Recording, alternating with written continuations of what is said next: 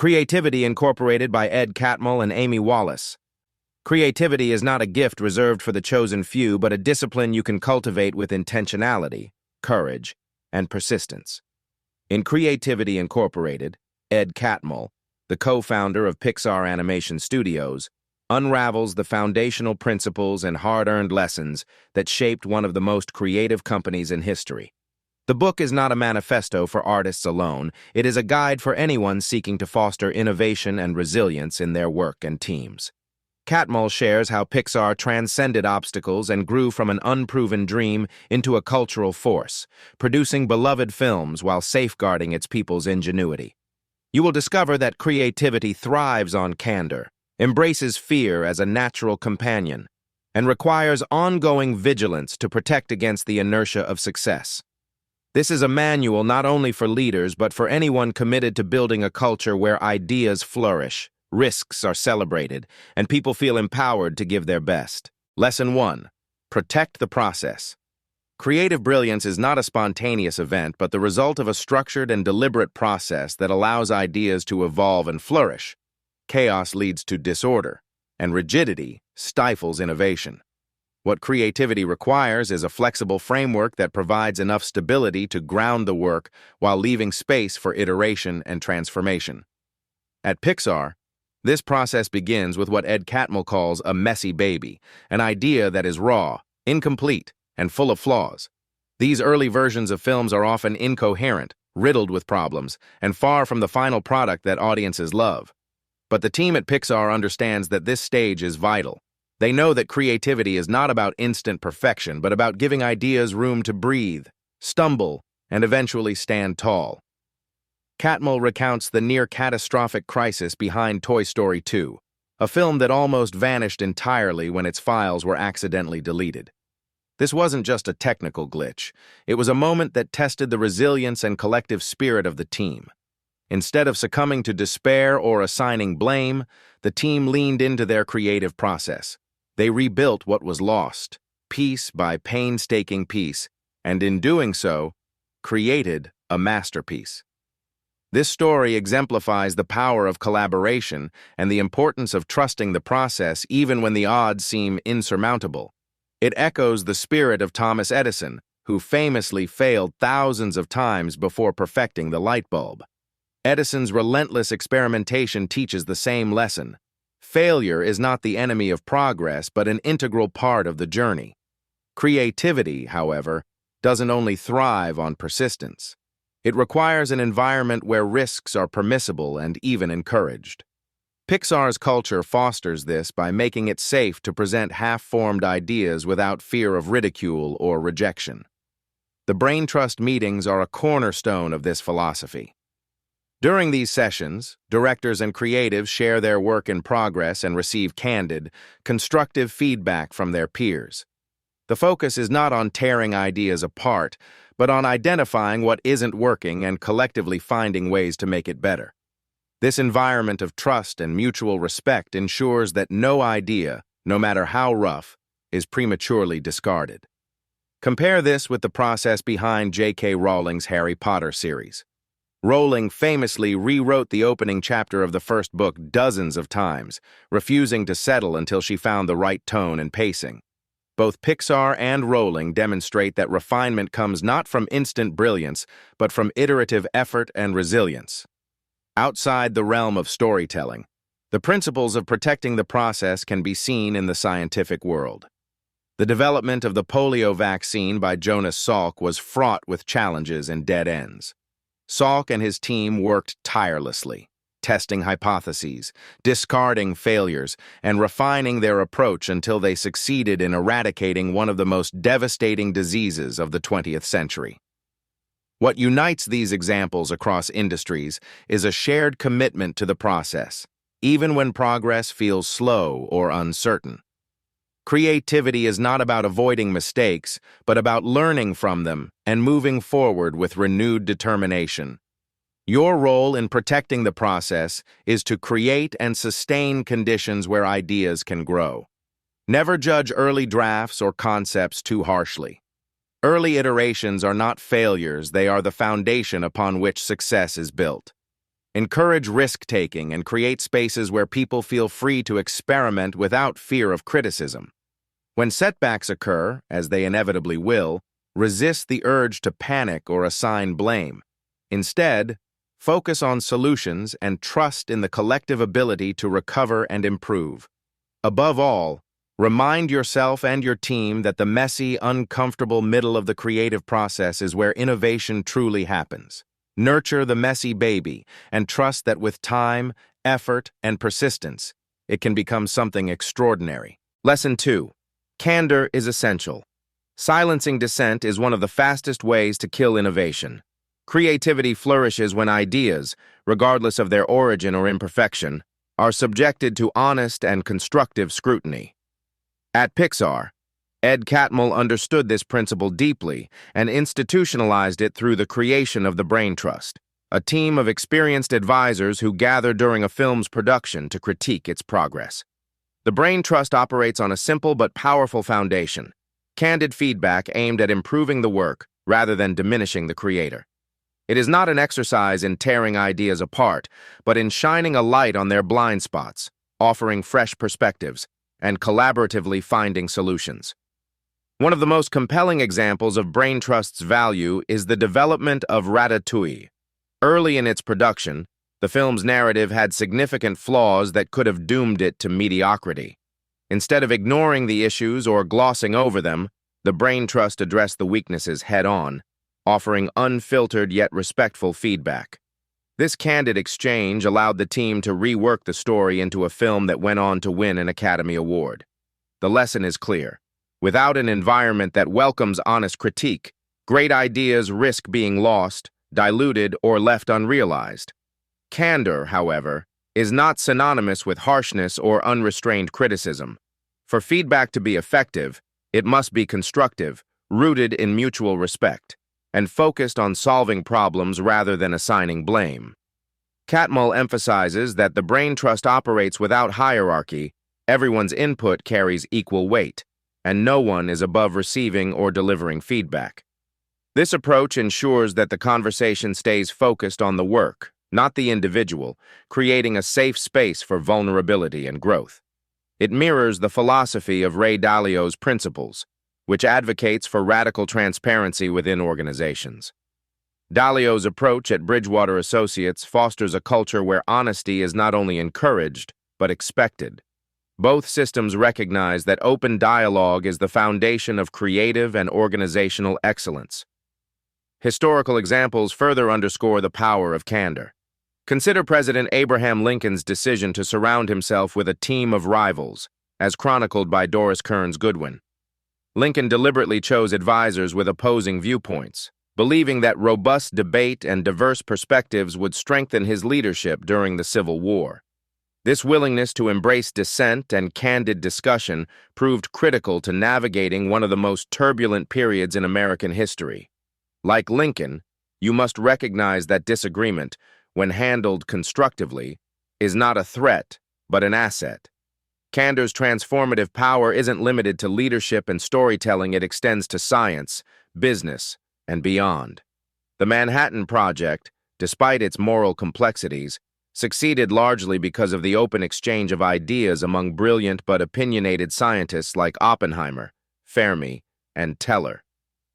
While conflicts arose, the ability to challenge one another's assumptions and theories was essential to achieving their groundbreaking, albeit controversial, goal.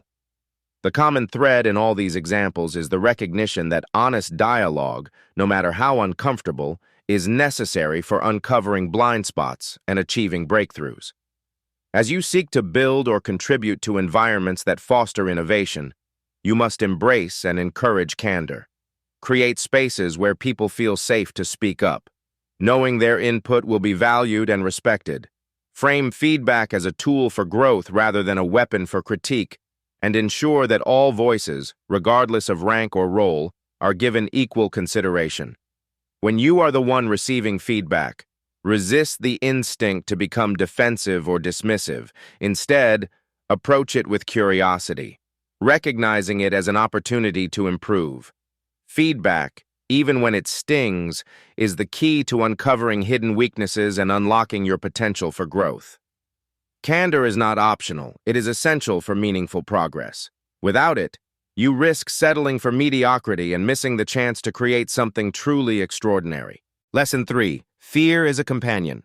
Fear is an inevitable and recurring presence in any creative endeavor. It doesn't vanish as you gain experience, it merely transforms, adopting new shapes and attaching itself to different stakes. At Pixar, even after achieving groundbreaking success with films like Toy Story and Monsters, Incorporated, fear loomed large as the team prepared for the release of Finding Nemo. They worried about living up to expectations, about whether audiences would embrace their underwater world, and about their ability to sustain their reputation for storytelling excellence. Fear could have paralyzed them, but instead, they chose to face it head-on. They poured their energy into refining the story, experimenting with animation techniques, and collaborating with marine biologists to ensure authenticity. The fear they felt became a driving force for preparation and innovation, pushing them to exceed their own high standards. This perspective on fear aligns closely with the principles outlined in Steven Pressfield's The War of Art. Pressfield frames resistance, a manifestation of fear, as the force that emerges whenever you attempt to do something meaningful. Resistance whispers that you're not good enough, that you're wasting your time, or that failure is inevitable. But he emphasizes that this resistance is not a sign to stop, it's proof that you're on the right path. The stronger the resistance, the more important the work. Similarly, Catmull teaches that fear is not something to be eradicated, but something to be understood and harnessed. The key is recognizing that fear accompanies the pursuit of excellence, and that it often signals you are on the brink of something significant. Historical and artistic achievements often serve as powerful reminders of fear's role in the creative process. Consider Maya Angelou, one of the most celebrated writers and poets of the 20th century. Despite her numerous accolades, she admitted that with every book she wrote, she feared being exposed as a fraud. This persistent self-doubt didn't deter her instead. It motivated her to dig deeper, work harder, and produce work of lasting impact. Similarly, the Apollo 11 mission, which successfully landed humans on the moon, was fraught with fear of failure, of catastrophe, of the unknown. Yet that fear didn't stop NASA's team, it propelled them to prepare exhaustively, anticipate challenges, and execute with precision. Fear, in both cases, was not a barrier but a catalyst. Fear often arises from the risk of failure, which is inherent in creativity. It is the fear of failing publicly, of not meeting expectations, of falling short of one's vision. But as Catmull illustrates through Pixar's story, the fear of failure is also what drives thorough preparation and thoughtful risk-taking. When Finding Nemo finally premiered, it not only met expectations but surpassed them, becoming a critical and commercial triumph. This outcome wasn't achieved despite fear, but because of how the team channeled it into action. You must learn to coexist with fear, understanding that it is neither your enemy nor an indication that you lack ability. Fear is a sign that you are attempting something that matters, something that stretches your limits and challenges your comfort zone. When fear arises, don't retreat into safety. Instead, lean into the discomfort. Use it as a signal to prepare more thoroughly, and trust that it is leading you toward growth. Remember, breakthroughs often come when you push through the moments when fear is most acute. Let it be a companion on your journey, not a gatekeeper barring your way. Fear doesn't mean you're failing, it means you're moving forward. Lesson 4. Build resilient cultures. Creative excellence is never the result of one person's genius. It is the product of resilient teams and enduring cultures that support innovation and growth over time. Talent may spark ideas, but culture sustains them. Ed Catmull understood this deeply, particularly during Pixar's merger with Disney, a moment when the integrity of Pixar's creative culture was at risk. Despite the external pressures of joining a corporate giant, Catmull and his team fought to preserve the values that had made Pixar unique. They knew that sacrificing the collaborative, people-first ethos that defined their success in favor of rigid structures or short-term gains would ultimately compromise the studio's ability to produce groundbreaking work. Pixar's approach to culture is not merely about maintaining a feel-good environment. It is rooted in fostering trust, mutual respect, and the freedom to take risks. These principles echo the findings in Jim Collins's Good to Great, which emphasizes that the most successful organizations focus on building a culture of disciplined people who align with the company's values and vision. Collins argues that getting the right people on the bus, those who share a commitment to excellence, matters far more than having the perfect strategy or chasing immediate results. Pixar's leadership embraced this philosophy, prioritizing people who not only had the skills to contribute, but also embodied the spirit of collaboration and creativity essential to their mission. One of the clearest examples of Pixar's cultural resilience is its brain trust meetings. These gatherings are a testament to the studio's commitment to collective problem-solving. Rather than allowing hierarchy or individual egos to dominate, Pixar's culture empowers everyone to contribute equally to the creative process. This approach ensures that ideas are evaluated on their merit, not their source, and that problems are addressed constructively. It's a system designed to prioritize the team over the individual, allowing them to adapt and thrive even in the face of challenges. The importance of resilient cultures extends far beyond the creative industries. Consider the example of the Johnson & Johnson Tylenol crisis in 1982. Faced with a public health emergency after bottles of Tylenol were tampered with and laced with cyanide, the company could have crumbled under the weight of the scandal. Instead, Johnson & Johnson leaned into its strong, values-driven culture, prioritizing customer safety over profits. They recalled millions of bottles of Tylenol, a move that initially cost the company financially, but ultimately strengthened their brand and public trust. This resilience wasn't accidental, it was the result of a culture built on integrity and a long-term vision. Building a resilient culture requires ongoing effort.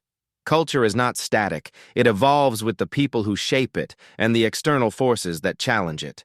You must commit to continuously nurturing an environment where creativity, trust, and collaboration can thrive. This means being intentional about hiring, ensuring that new team members align with your core values and mission. It also means staying vigilant, identifying when cultural drift threatens to erode the principles that made your team strong in the first place. A resilient culture doesn't just happen. It is cultivated through consistent action and leadership that models the values it seeks to instill. To build such a culture in your work or organization, you must prioritize people over processes, relationships over rigid structures, and long-term vision over short-term rewards. Create an environment where your team feels empowered to take risks and share ideas without fear of failure or judgment. A resilient culture is one that not only survives adversity, but grows stronger because of it. Remember, talent may win the day, but culture wins the decade. Tend to it with care and intention, and you'll create a foundation capable of sustaining creativity and success far into the future. Lesson 5. Embrace change. Stagnation is the silent killer of creativity and progress. To thrive in any field, you must not only accept change, but actively seek it out as an opportunity for growth and innovation. Ed Catmull highlights this truth through Pixar's journey, particularly during times when the company faced fundamental upheavals. One of the most profound shifts came with the advent of computer animation. While many in the film industry clung to traditional techniques, Pixar embraced the new technology, not as a gimmick, but as a transformative tool to tell better stories. This willingness to adapt and evolve laid the foundation for Pixar's groundbreaking success, starting with Toy Story, the first entirely computer-animated feature film. Their openness to change didn't just keep them relevant, it allowed them to lead a revolution in animation. Change isn't limited to technological advances, it often arises in the form of creative or strategic pivots. Catmull recounts how Pixar's team faced significant challenges when Toy Story 4's original script fell flat. Despite years of work, the story wasn't resonating. Instead of stubbornly clinging to what they had, they made the difficult decision to overhaul the script. This pivot required humility, collaboration, and an acknowledgement that failure was part of the process.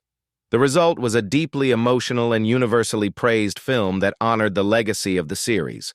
Change, when embraced, became the key to unlocking a new level of storytelling excellence. This principle echoes Darwin's theory of evolution, where survival is determined not by strength or intelligence, but by adaptability. Companies, like species, must adapt to changing environments or risk extinction. Consider the story of Blockbuster, a once dominant force in the home entertainment industry. By failing to adapt to the rise of digital streaming, Blockbuster became obsolete, overtaken by Netflix, a company that thrived precisely because it embraced change. Netflix transitioned from mailing DVDs to becoming a streaming powerhouse and, later, a major producer of original content. Their success wasn't predicated on avoiding risk, but on anticipating and responding to the shifts in consumer behavior and technology. This lesson also finds resonance in the story of Kodak, a company that invented the digital camera but failed to capitalize on it, fearing it would cannibalize their film business. Their inability to embrace change led to their decline, a stark contrast to Pixar's proactive reinvention during times of disruption.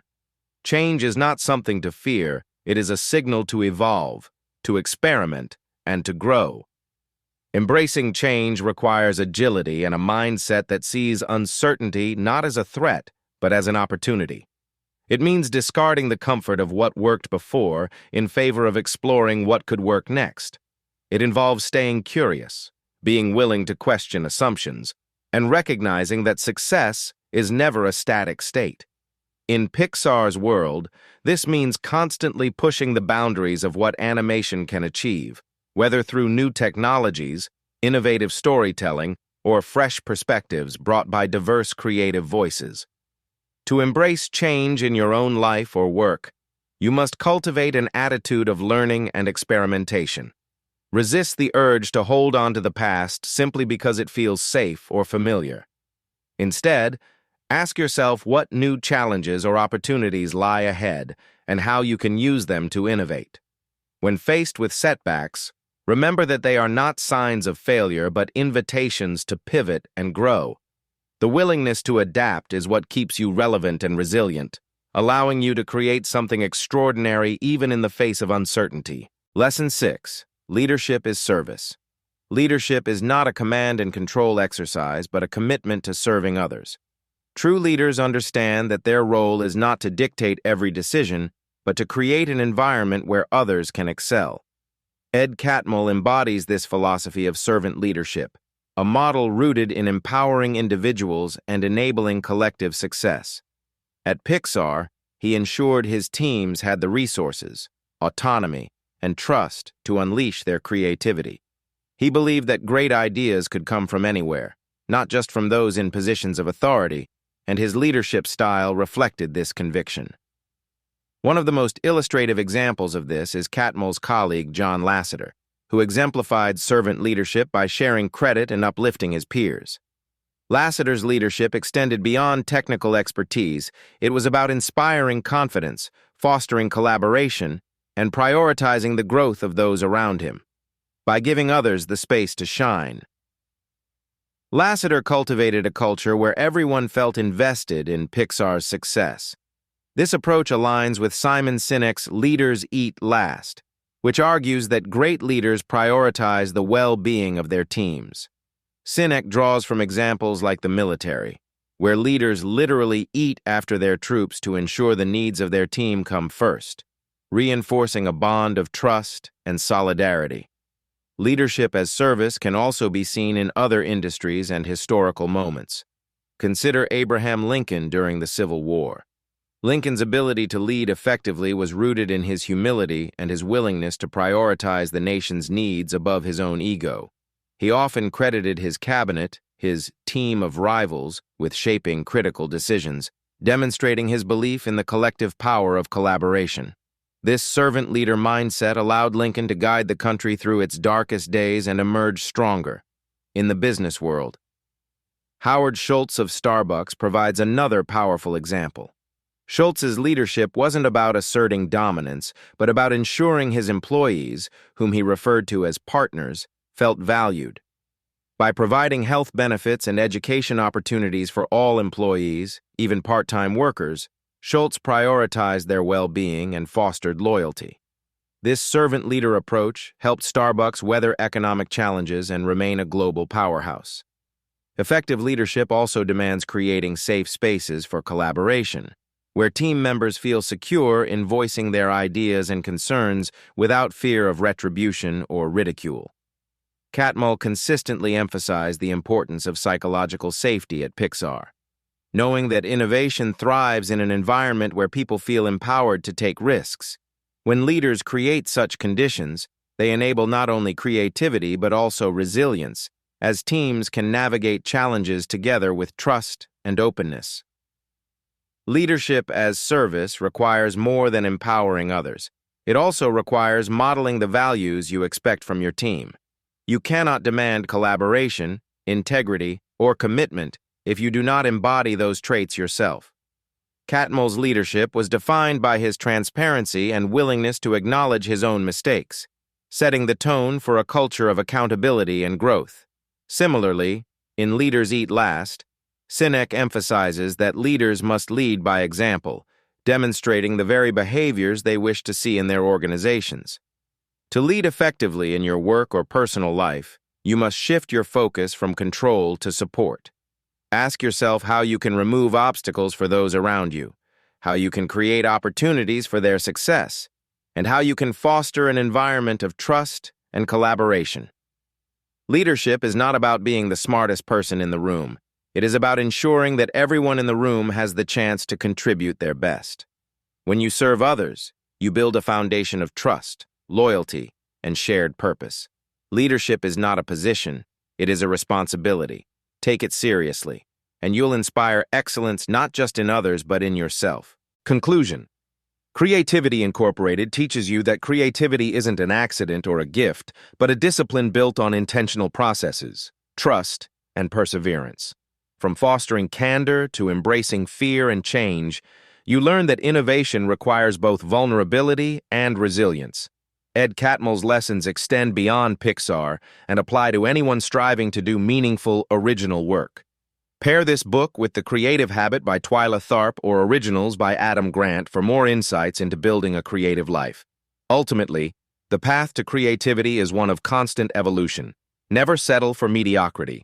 Push boundaries, trust the process, and commit to creating something extraordinary. The end.